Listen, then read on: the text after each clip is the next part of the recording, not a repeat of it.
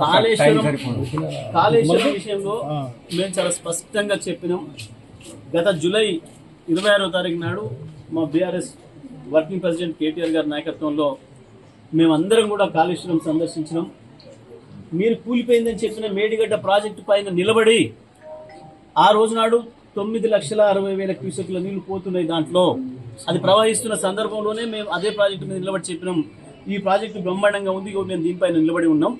Kannepalli pump house ఏదైతే Kaleshwaram kick point ఉందో ఆ పంప్ హౌస్ కూడా వెళ్ళిన అధికారులతో మాట్లాడినాం.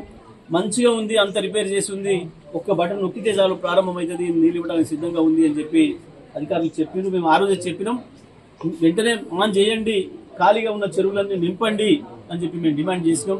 కానీ ఈ ప్రభుత్వానికి సోయి లేదు, ఇప్పటి వరకు దాని ఎత్తి ఆలోచన చేయటం లేదు. ఎన్డీఏసీ అనేది కేవలం ఒక అంక మాత్రమే. ఎన్డీఏసీ అనుమతితో అక్కరే లేదు మనకు.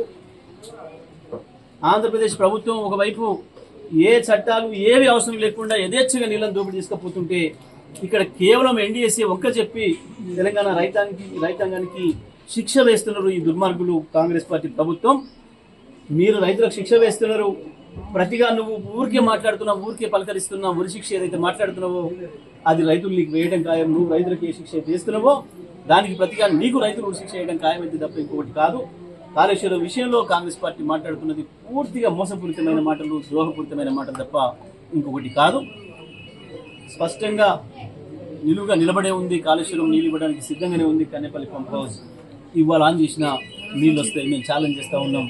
తప్పకుండా కేసీఆర్ గారికి ఒక్క మాట మీకు చెప్పండి, మీకు చేత కాకపోతే 1 నిమిషంలో కేసీఆర్ గారు దాన్ని ప్రారంభం చేస్తారు. తప్పకుండా నీళ్ళు ఇచ్చే అవకాశం ఉంది. ఇవాళ ఈ విషయం 6 నెలల క్రితమే అధికారులు రిపోర్ట్ నివేదించారు. 6 నెలల క్రితమే అయిపోయినాయి, రొటీన్గా చేసేవి, ప్రతి సంవత్సరం చేసేవి ఆ మెయింటెనెన్స్ అనేది. 6 నెలల క్రితమే మేము వెళ్ళినప్పుడు అక్కడ ఉన్న అధికారులు అందరూ కూడా చెప్పారు, సిద్ధంగా ఉన్నాయి, మీరు ఆన్ చేసుకుంటే ఇప్పుడు ఆన్ అయితే నీళ్లు పోస్తాయి అనే మాట స్పష్టంగా చెప్పాను. కానీ ఈ ప్రభుత్వం మూర్ఖత్వంతో కేవలం ఒక అబద్ధం చెప్పి కాళేశ్వరం కూలిపోయింది, కొట్టుకుపోయిందని అబద్ధం చెప్పినాం కదా, ఇప్పుడు ఆ కాళేశ్వరం పంప్ ఆన్ చేస్తే మా పరువు పోతుంది అన్న కేవలం ఒక ఈగోతోని లక్షలాది మంది రైతాంగం యొక్క ఉసురు తీస్తున్నారు. లక్షలాది ఎకరాల పంట పొలాలను ఎండబెడుతున్నారు దుర్మార్గంగా. మళ్ళా పంటకు కూడా ద్రోహం చేసే పరిస్థితి కనబడుతుంది. రైతాంగం చైతన్యవంతం కావాల్సిన పరిస్థితి.